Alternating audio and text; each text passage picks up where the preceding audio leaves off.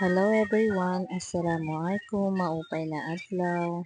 For today's video na pinadala ko tanong manaya kasi na may celebrate tayo pero secret lang. Kaya ayan nga, pumunta muna kami dito sa bilihan ng milk tea at habang naghihintay nga sa aking meal ay nakatambay muna kami dyan sa gilid at ako naman ay nagpipiling maganda dyan.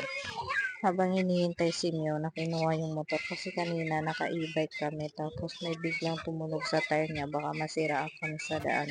At alhamdulillah dumating na nga siya kasi malapit lang naman at nakuha ko na rin yung order namin at let's go.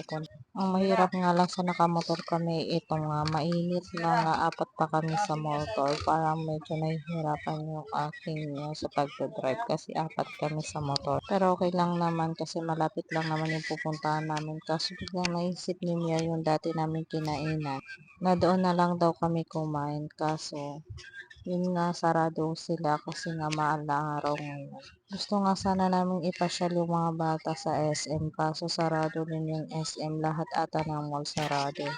Kaya ayan, pabalik na naman kami. Imbis na malapit, napalayo kami. At ayan na nga, dumating na kami. Dito kami sana pupunta kasi naisip nga namin na iba yung pupuntahan namin. Ayan, bumalik din kami. At pagdating nga namin, pumili na rin yung mga anak ko. At ayan, nagbabayad na rin kami. At habang nagbabayad pala kami, hindi ko napansin itong dalawa na to. Sinasakal ng panganay ko yung bunso ko. Talagang ang kukulit nila. Ito rin talaga yung tinatamad ako pag may pupuntahan kami. Kasi sobrang kulit talaga ng dalawa na to. Hindi ko na nga na-video mga ibang nangyari dyan pagkatapos namin kumain.